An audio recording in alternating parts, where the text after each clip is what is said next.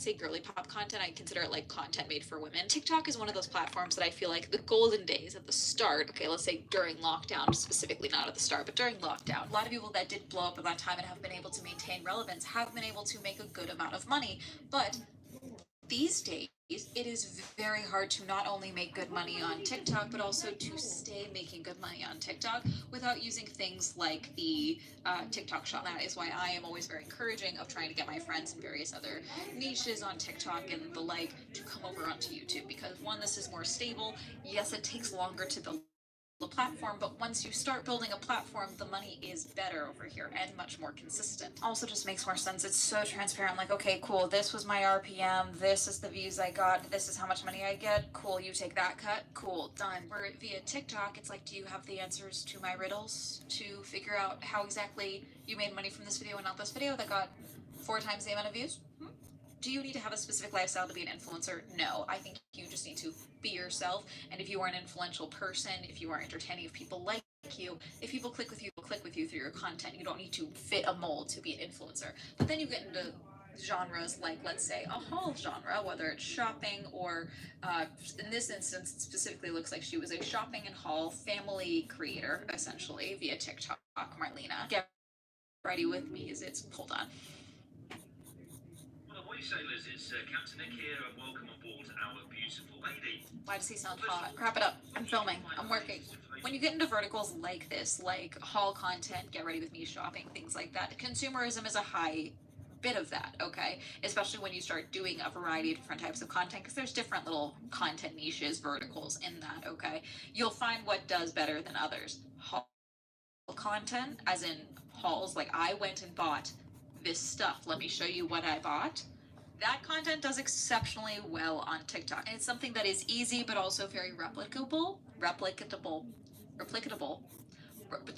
But the problem is that it can be very expensive, okay? And also, side note, I'm not trying to belittle anyone for spending money on their content. I used to call YouTube my expensive hobby for many years before I became a full-time creator, and that has not changed. My content is incredibly expensive. This trip is not part of my content. You would not be getting a cruise review, not really. You might get some shorts or something for funsies. Every once in a while, someone's like, oh, can you give us your budget travel tips? What about this implies there's like a reasonable budget here? There's a reason I'm one of the few people doing the event content that I'm doing, and that is entirely because I'm a YouTuber who is able to, you know, make the money from the content and a variety of other content to fund the event videos and things like that. So Marlena Velez is the focus of this video today, and she has 404,000 followers on TikTok. Now, I don't know what she had prior to this and how that has gone up or down, because when things like this do happen, it can lead to an influx of followers. And she has a lot of things like shower routine, maintenance day, grocery restock, day in my life, evening in my life, lots of videos like that.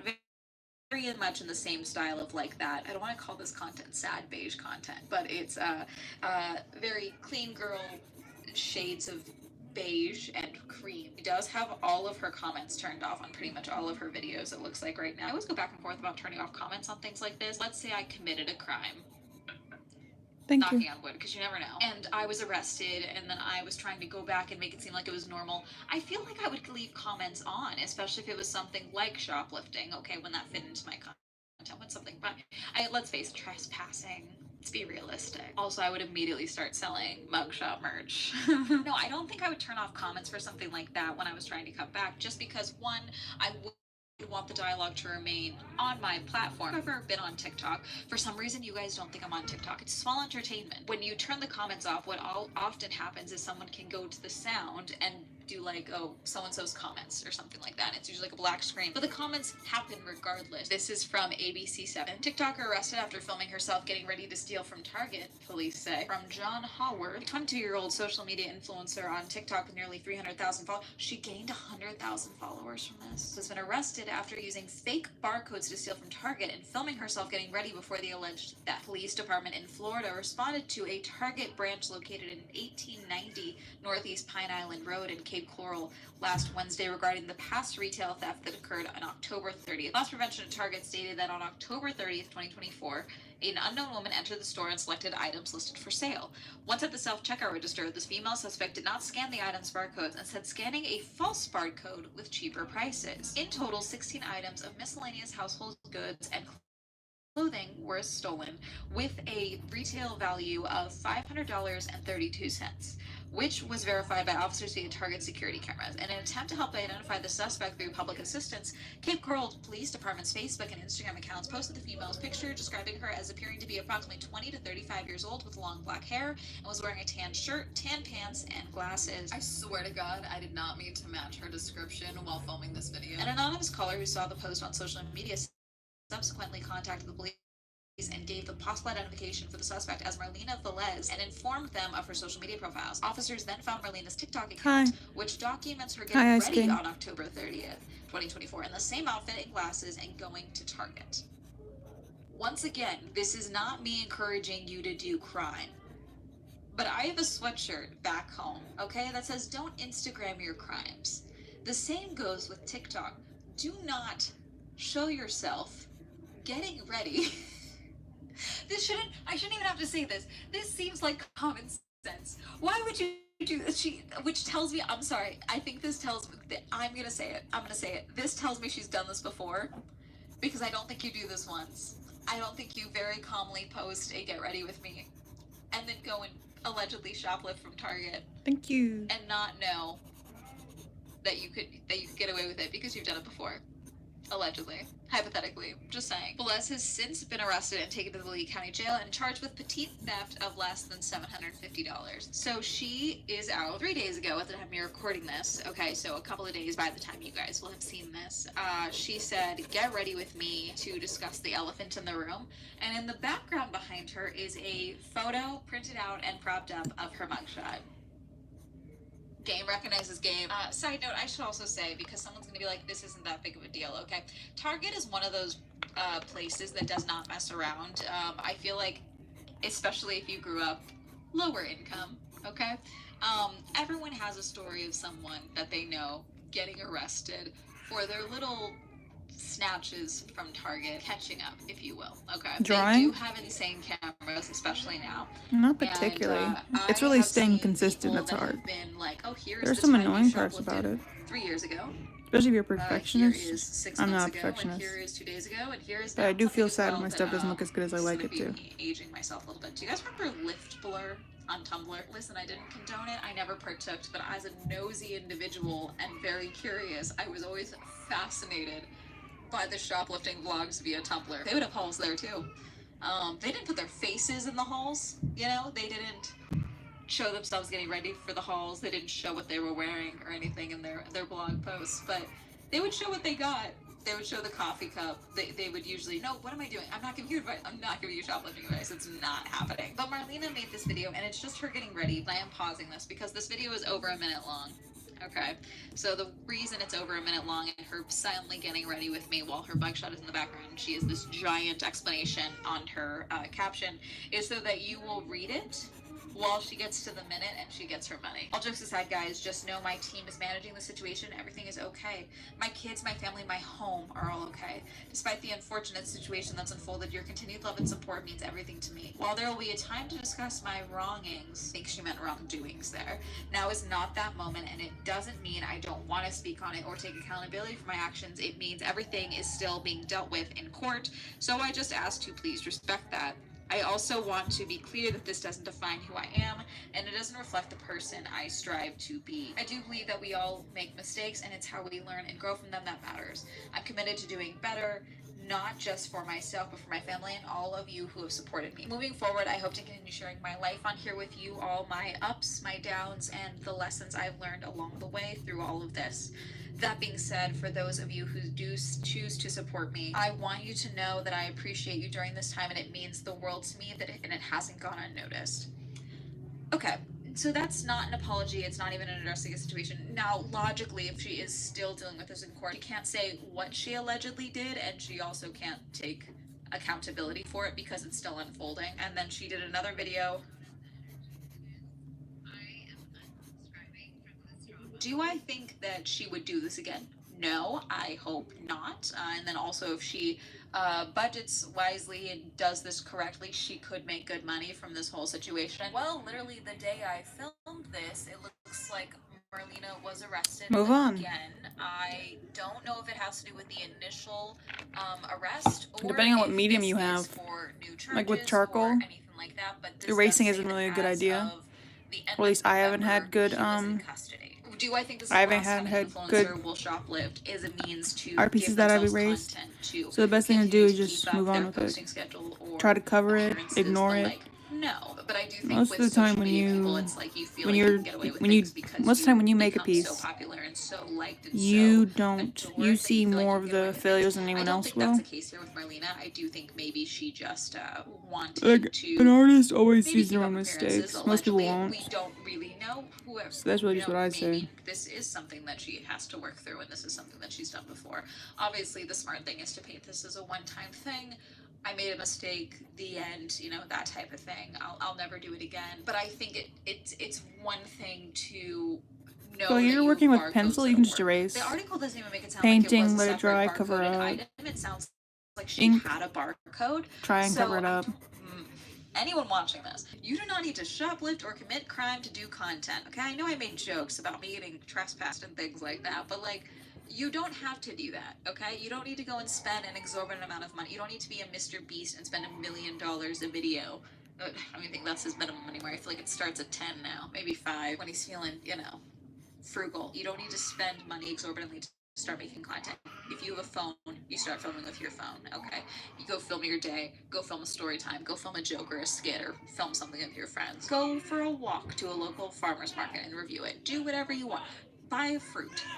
Review a fruit. Everyone has something that makes them interesting that is capable of making them an influencer if you particularly choose that for yourself. You do not need to go and commit crime or spend an exorbitant amount of money or steal things or a myriad of other things. Okay, I remember I rewatched a video about that one YouTuber family that adopted a bunch of kids for content and was abusing them while making content with them, and that got me in a whole tailspin. I can't even bring myself to make a video about the situation. This was years ago. This was before lockdown. I remember when the family was first arrested. It was a whole thing. I hate family. Have you saw an influencer that you have seen in recent years come out and admit that they were living above their means? Has there been an influencer that you really like their content and they just stopped out of nowhere or completely changed up to something that you believe was cheaper? Are there any influencers that you like that aren't trying to fit a certain aesthetic that you enjoy watching? Let me know. Comment down below. Just please don't admit to any crimes that you've gotten away with in the comment section. That's the one thing I ask, please. Reminder, I stream on Twitch. Reminder that Swell Entertainment is now available on Spotify. Reminder to use code SWELL for 10% off on gamer subs. Shout out to my channel members. If you'd also explore my channel memberships, you can go ahead and click the link down below.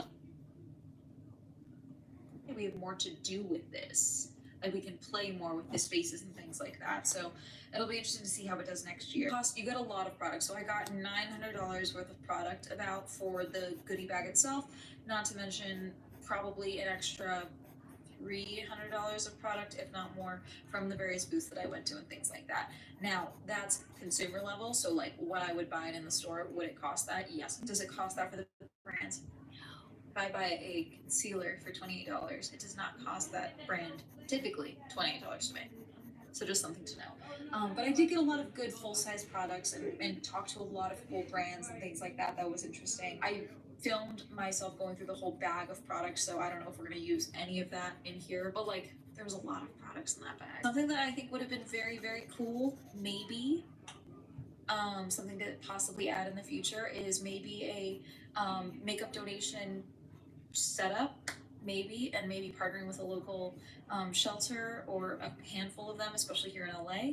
That could be really cool, where if anyone brings in like a certain amount of products to donate or anything like that, they get like raffle tickets maybe to win VIP bags. That could be fun. And then also like a really good way to like give back on top of things, so that could be good. I like the variety of talks, but I do wish there was more talks, you know, like quality, great. Quantity, I think there could have been more. Same with the demos, but I also just think like one demo space where it's like people are doing things like, oh, I'm a professional, this is what I do with my clients, like that type of thing. And then a demo where it's like self demos, where it's like, oh, here's how I do my makeup, and it's literally people doing it on themselves, because I think that's a whole different ballgame, and that's how a lot of people learn. We've seen this in the beauty space with social media, with like hair talk and beauty talk, as well as, you know, beauty YouTube and all of that, with like people who their best way of learning is seeing someone do it on themselves, so they can literally copy what they're doing on themselves to themselves. You get what I'm saying? So I just think like a self demo stage would be great. If you're going to use this venue again, please do more to it. A vinyl on the wall is not going to cut it. More flowers, more things. Anyways, that's going to be it. Have you ever been to BeautyCon? Have you gone to BeautyCon of days past? Pre-lockdown? Did you go to BeautyCon last year? Did you go to BeautyCon this year? Did you see when you were like, oh god, Swell's working, I can't come and say hi? Let me know, comment down below. Reminder is on Twitch, find out the Swell Entertainment is now available on Spotify. Reminder to use code Thank SWELL you. for 10% off gamer subs. Shout out to my channel members who also YouTube, we're back with more of Kitchen Nightmares, and this title is too good for us to not check out the video. The title of this video is can I say this early in the video? You F-wording donut. Of course you don't put a salad in a microwave. Which I'm so excited to see who the hell put a salad in a goddamn microwave. Sometimes I feel like these people are paid actors, but they're not. They're just Asking. stupid. And it makes my brain tingly. Because no matter how much I mess up in a day, I know I did not put a salad in a microwave. Anyways, I'm a restaurant owner. I own 2 restaurants. And, I also check out Kitchen Nightmares because as a restaurant owner who restaurants lasted through the pandemic, it was detrimental and pushed out through the other end. I've seen highs and lows, and now I'm excited to see other restaurants who are going through the same thing and hopefully having positive changes. Mine has always been a pretty good staple for everything, but it's interesting to see how others crumble and hopefully you. rise. Yeah, this is the Like first button, time I've subscribe done button, a comments full down below piece to feed the charcoal. algorithm wants original videos, like the description below. And in addition to all of that, if you want to see these unfiltered, uncensored, uncut, and early access, I do have a Patreon for $5 a month. But hey, no pressure, because I always post these reactions here on YouTube. You just want to see it sooner or binge them sooner without the filter on it, because I have to do that due to What YouTube's happened? auto My internet copy just shut claims. down. I do actually follow Damn it. copyright law by talking for 80% of the video, and the video itself being 20% of the content as a whole. But auto clicks because of YouTube, it auto detects, it doesn't matter anymore. So, yeah. Anyways, that's the whole rundown, lowdown. Let's get into it. Code word for today, so no, you didn't skip the intro, Down. is Holiday salad. Inn, say what? If your girl Let's start get into acting up, then you get her friend. Oh, Georgia! I love going to Atlanta. Atlanta's always so much fun. Just down the street from the tarmac is a smokehouse. Oh, shit. Ooh, close to the Ignore it. airport, too! By the Wilson family. I used to be in sales, but I've always wanted to own a restaurant, especially a barbecue restaurant. Barbecue! That's what I decided to do. Our daughter is Natalie Michon, and we decided that was You own a place that's barbecue in Atlanta, Georgia, and you're fucking it up? How are you fucking it up? That's exactly what I like to get when I go there. How you fucking that up? the name for the restaurant because our passion, our goal was to pass it to Natalie. The restaurant did great. Okay, they want to pass the... That's cute, they want to pass the restaurant on to their daughter. That's nice. Mr. Al being at the top, it made everything work really smoothly. Out of college right here. Things went good, for a long time. And unfortunately, Al had got sick and he had to have an operation. My Oh. dad had a collapse lung. Oh, I told Jesus. my dad just stay home and take a break. Just so it hurt a little bit, so I need to really go lay down. A lot of things have gone downhill in the kitchen since Al has been out. Excuse me, when was the brisket smoked? Oh, that's so sad.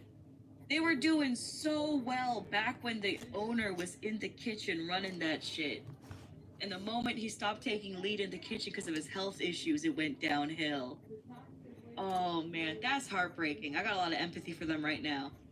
Which is nice because I did not have empathy for the last motherfuckers, the motherfuckers before that. At least empathy has been scarce these days. But this is actually really fucking sad. Because that means that they have the potential to make good food, but a health issue got in the way. Because it's cold. Since Mr. Al is sick, the cooks do what they want to do. We're encapsulating shit. Our food is nasty. And then when you go to take it back to get another plate, they'll complain about it or they'll argue. And I'll come back here dropping the smoke weight, do I? But if it tastes like shit,